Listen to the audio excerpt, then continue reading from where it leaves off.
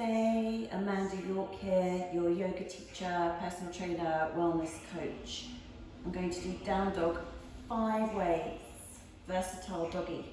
So this is going to be great to bring a bit of blood flow into the brain, some nourishment if you need a little energizer, or if your calf muscles or hamstrings are feeling rather tight. So we're going to start with monkey dog first. So we're going to build up to the full dog, adko mukha svanasana. Hands are going to come under the shoulders, tuck your toes under and lift up the knees. So you feel your core engaging. Good. So slowly lifting the hips up to the ceiling, fin, spine lengthen. For some of you, you might want to stay in this monkey dog with your knees bent. If you're feeling a little tight in the hamstrings or calf muscles. Otherwise, we can try taking the dog for a walk. I didn't mean with the hands, I just wanted to move so you could see me properly. So it's quite fun though. Okay, so hips are up, arms are straight, walking the dog. So you lift up onto the toes, press one heel down at a time, so you're alternating. Good, and then re-lengthen those hips up to the ceiling. Your ears are between the arms. Your gaze is halfway between your hands and your feet. The arms are slightly rolling outwards. The shoulder blades are feeling expanded. So you can play around, bent legs, lengthened spine, or straight legs and slightly rounding the spine, depending on where your hamstrings and calves are at today. So just come back down into an extended child's pose for a moment. Just let the blood drain from the brain.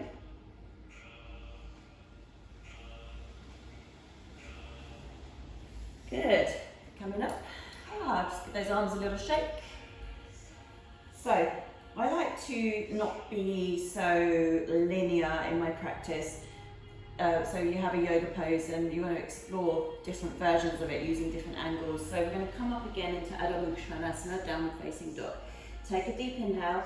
As you exhale, lengthen the hips up to the ceiling, nice long spine, ears between the arms.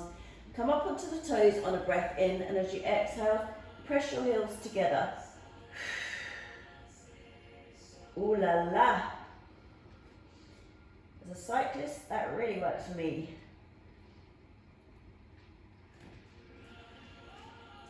So keep lengthening through the legs, keep lengthening the spine. Your middle finger is pointing to 12 o'clock, so it takes a bit of pressure off the wrist. So really press all of the pads of the palms into the ground.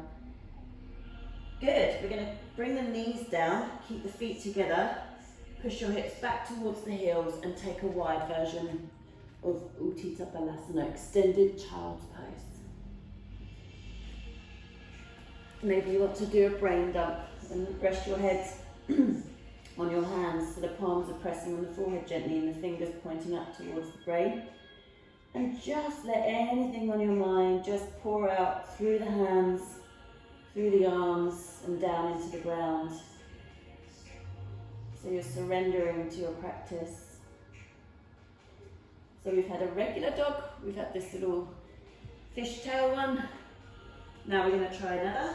So take a breath in. As you exhale, lift up and then turn the heels outwards. So aiming for the outsides of the lower legs. Maybe you can rock side to side. Remember to keep the knees bent. You probably can't see in this little get up I've got. But you can keep the knees bent if you feel really tight. Keep pressing all of the palms into the ground so that you feel your wrists aren't straining. So stretching out those heels, toes are turning inwards, trying to press your heels down towards the ground. Okay, slowly come forward, bring the knees together. The feet are now wide, so this is going to be a deeper stretch around the knees. So you're sitting your bum back towards your heels, although you have space to bring yourself down to the ground. So just be really gentle with this one because it's quite a big stretch for the knees there. So you could maybe be here if you prefer. We've done dog 3 ways. Woo! You ready for the next 2? So hands are going to come under the shoulders. I'm going to remove my mala beads for a moment. I wear these, by the way, because I like to think they store all the energy of all my practices and all my teaching and all my travelling. That's what I believe. Love the energy in there. Same for your yoga mats.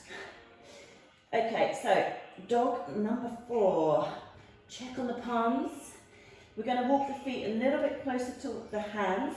Transfer the weight into the right arm and float your left hand on the outside of your right ankle. Try and keep your hips level and rotate from the ribs, gazing underneath the right armpit.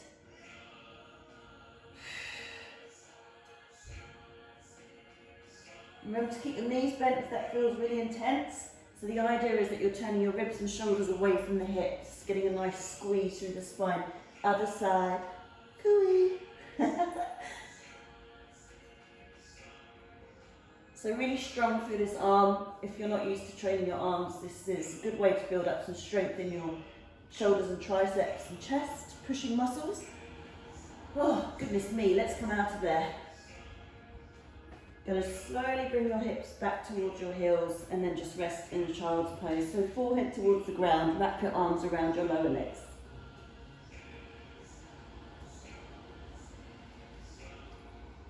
So if you're not really used to down dog, it could be quite intense hanging upside down for long periods. So I'm giving you these little rests in between to let the blood-brain barrier sort itself out.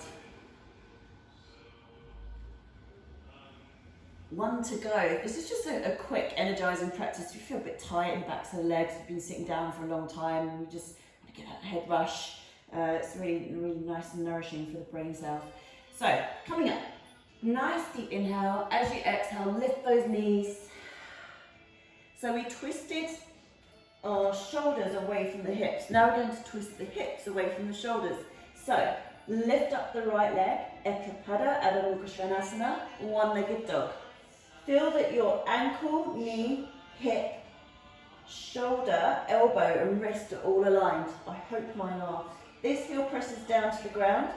Then slowly, slowly bring your knee up to the ceiling. At the same time, pull your right shoulder down. So right knee goes up, right shoulder comes down. So you're leveling off the shoulders. Again, gaze underneath the armpit. Dripping through this foot, which is aiming towards the opposite glute, the left butt cheek. I think I might take a little rest after that. Are you with me? Turn the palms out. Stretch your fingers towards you. Good. Feels good. Release the shoulders. Hands are going to come under the shoulders. Tuck the toes under. Off we go to the other side. Lift up the hips. Lengthen legs. Lengthen arms. Lengthen spine. Now, walk your right foot to the middle. I didn't say that on the left side. Just walk the right foot over a little bit. Press the heel down. Lift up the left leg. Really long and strong. Then we're going to bring the knee up to the ceiling and lift your left hip. So twist at the hip. See how my shoulder came with me? So I'm going to pull it back down so it is neutral. Left foot dangling towards that right bum. And then slowly come out the twist. Rest down in child's pose. If your neck feels a bit uncomfortable, you can rest your head, overlap the hands and rest your head on your hands.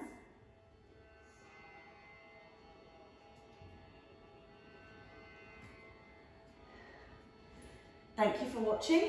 That was my dog 5 ways. I hope you feel energized from that. Just spend a moment resting so you can really feel the difference in your circulation and the chi and the prana running through the hamstrings. Bye, see you in the next one.